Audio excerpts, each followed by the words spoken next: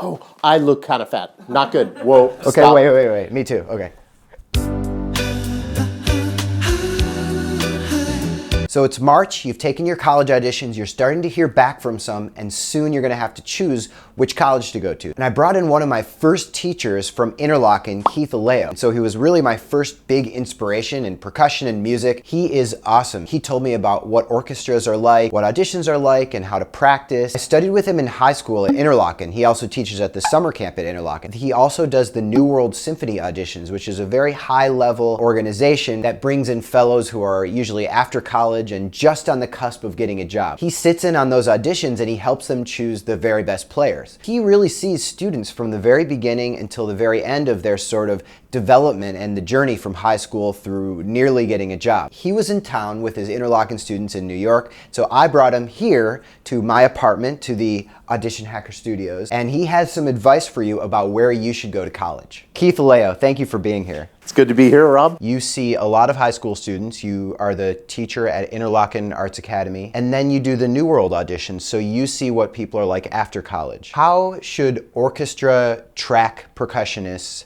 look at choosing colleges? What should they look for in the college? What should they do there? And how do they make that choice? It's like a marriage. It has to be something that feels right for you. If you are a student that likes more encouraging teachers, teachers that help you and support you, you want to find that kind of teacher and find that environment in a college. If you're one that likes more hardcore and to be pushed and to be really driven, you would go to that school where the teacher has that type of personality and the department has that kind of concepts going on in the school. So I think it's more of what the match you can find, not necessarily the prestige of the school or the school that you think is the best school. The best school is the school that's right for you. So out of the teacher, the other students, the curriculum, or the general environment, what is the biggest consideration? That's a tough question. I mean, there's a lot of considerations. I always think about practice rooms. That's like the first thing. Instruments, do you have the quality instruments that you need? And I think the curriculum is, again, more personal. Certain curriculums are more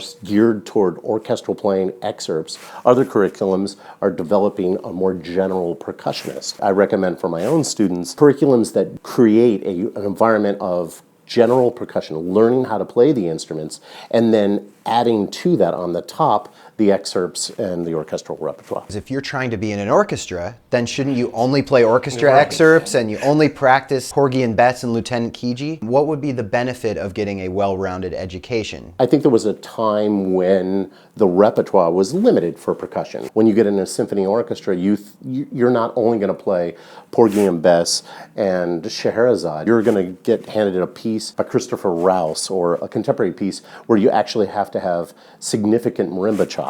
There's also the concept of developing yourself as a musician, as an artist, and as a person that has the mentality to play music as a whole, a marimba piece or a beautiful timpani stroke. So you have that musical concepts in your mind and in your heart. So you bring that to the orchestral excerpt. I don't think that playing orchestral excerpts all the time and just learning the excerpt as a machine is the way to play in a symphony orchestra. I think you have the risk, frankly, of getting the job. You play a great audition on the excerpts, and then you can't bring it to the table on the job. It's like working your whole life to do well in a job interview, but you never learn how to do a job. You're not as employable unless you're a well-rounded musician. That's what they're trying to hire you for. The audition is just looking for a great musician. Dude, thank you.